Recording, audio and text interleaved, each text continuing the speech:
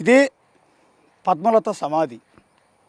ఈ సమాధి కిందే ధర్మస్థలంలో జరిగిన ఒక అరాచకానికి సంబంధించిన నిజం దాక్కునుంది.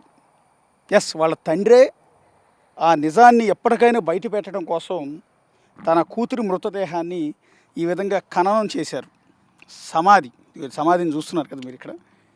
ఈ సమాధి కిందే పద్మలత మృతదేహం ఉంది. బేసిక్గా దేవానంద్ ఫ్యామిలీ అంటే పద్మలత ఫ్యామిలీ హిందూ ఫ్యామిలీ.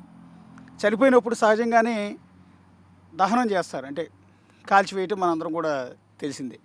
కానీ తండ్రి ఎందుకు సమాధి చేశాడు అంటే, ఏదో ఒక రోజు తన కూతురు కేసుకు సంబంధించి దర్యాప్తు ప్రారంభించి మళ్ళీ ఆ మృతదేహాన్ని కనుక వెలికి తీస్తే అప్పటికి పుర్రెలు ఎముకలు ఉంటాయి కాబట్టి వాటి ఆధారంగా ఏమైనా ఎంక్వైరీ చేసి తన కూతురికి జరిగిన ఆ దురాఘాతాన్ని బయట ప్రపంచం ముందుంచి ఎవరైతే ఈ దారుణమైన పనికి పాల్పడ్డారో వాళ్ళకేమో శిక్ష పడుతుందేమోనన్న ఆశతో ఆ తండ్రి దేవానంద్ ఈ విధంగా సమాధి చేశారు.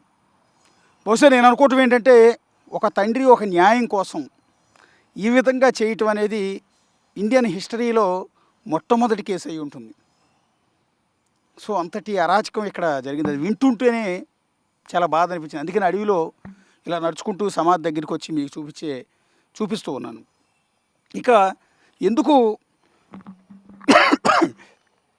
ఎందుకు పద్మలతని వాళ్ళందరూ చంపారు అంటే, ఈమె ఎస్డిఎం కాలేజీలో పియూసీ సెకండ్ ఇయర్ చదువుతుందని చెప్పాను కదా. సో అప్పట్లో ఈ ఎస్డిఎం కాలేజీ అప్పట్లో కావచ్చు ఇప్పుడు కావచ్చు మంజునాథ దేవాలయం అంటే ధర్మస్థల క్షేత్రం ఆధ్వర్యంలోనే నడపబడుతుంది. అందులోనే ఈమె స్టూడెంట్గా చదువుతుంది. ఈమెను కిడ్నాప్ చేసింది ఎవరో తెలుసా? ఆ ఎస్డిఎం కాలేజీ ప్రిన్సిపలే కిడ్నాప్ చేశారు. కిడ్నాప్ చేసి ఎవరైతే వీళ్ళు అపోనెంట్స్ ఉన్నారో వాళ్ళకి ఆమెను అప్పచెప్పారు. వాళ్ళు అత్యాచారం చేసి తీసుకొచ్చి ఇదే అడవిలో వెనకాల పడేశారు.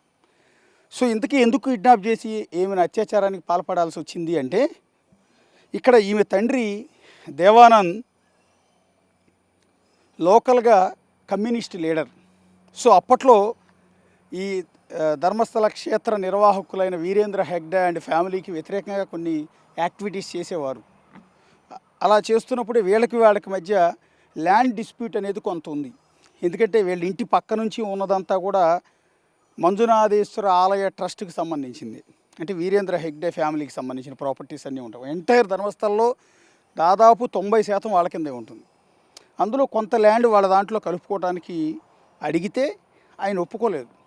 అక్కడి నుంచి వివాదం మొదలైంది. బేసిక్గా కమ్యూనిస్ట్ లీడర్ కాబట్టి ఆయన కొంత అగ్రెసివ్గానే రియాక్ట్ అయ్యారు. వాళ్ళ బెదిరింపులకి ఎక్కడా కూడా లొంగలేదు. ఇక రెండోది, అప్పట్లో రాజకీయాల్లో ఇక్కడ ఎవరు కూడా పోటీ చేయడానికి ముందుకు వచ్చేవాళ్ళు కాదు. సో వీరేంద్ర హెగ్డే ఫ్యామిలీని ఎదిరించి ఎవరూ పోటీ చేయడానికి సాహసించేవాళ్ళు కాదు. కమ్యూనిస్ట్ లీడర్ అయిన దేవానంద్ పంచాయతీ ఎలక్షన్లో పోటీ చేయాలని భావించారు, పిలుపునిచ్చారు, పోటీ చేశారు.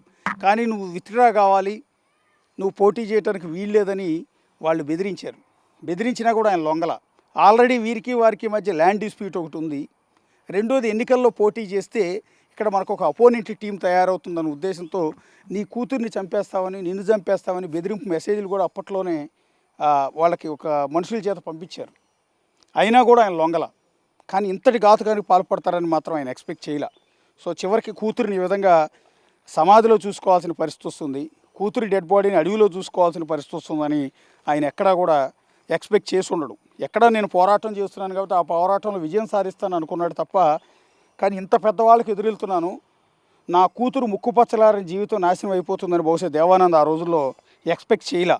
సో అన్నట్టుగానే వాళ్ళు చెప్పినట్టు వినకుండా ఎన్నికల్లో పోటీ చేశాడనే కారణంతో, అంతేకాకుండా వాళ్ళ భూమిని వాళ్ళకి రాసియలేదనే కారణంతో చివరికి ఆమె కూతురిని ఆమె చదువుతున్న ఎస్డిఎం కాలేజీ ప్రిన్సిపల్ చేత కిడ్నాప్ చేయించి ఆ తర్వాత ఆమెను అత్యంత దారుణంగా అత్యాచారం చేసి ఆమెను క్రూరంగా చంపి అడవిలో పడేశారు. సో ఇది ఆమె స్టోరీ. కేవలం ఎన్నికల్లో పోటీ చేశారనే కారణంతో ఆమె కూతుర్ని ఈ రకంగా రేప్ చేసి చంపేశారు. సౌజన్య కేసు కూడా అంతే. ఇట్లా వాళ్ళ తండ్రులు మాట వినలేదనే కారణంతో కూతుర్ని రేప్ చేసి చంపడం అనేది ఇక్కడ ఆనవాయితీ, సాంప్రదాయం. సో ఇప్పుడు ఏ తండ్రి చేయని ఒక సాహసం ఆ తండ్రి దేవానంద్ చేశారు.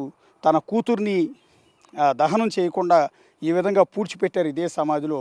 సో ఈ సమాధి కిందే ఇప్పుడు పద్మలత మృతదేహానికి సంబంధించిన ఆనవాళ్ళన్నీ కూడా ఇక్కడే ఉంటాయి. కానీ ఇన్నేళ్ళైనా కూడా ఆ కుటుంబానికి ఇప్పటివరకు కూడా న్యాయం అన్నది మాత్రం జరగలేదు. సో పద్మలత ఈ రోజుకి కూడా ఇదే సమాధిలో బాధగా రోధిస్తూనే ఉంది ఆమె ఆత్మ. ఈ రోజుకి రోధిస్తూనే ఉంది. నాకు ఇంక న్యాయం జరగదా, ఇక్కడ చట్టాలు లేవా అని ఇక్కడే కూర్చుని ఆమె రోధిస్తోంది. కెమెరా పర్సన్ రాజుతో కలిసి అశోక్, బిగ్ టీవీ, ధర్మస్థల పద్మలత ఇంటి దగ్గర నుంచి.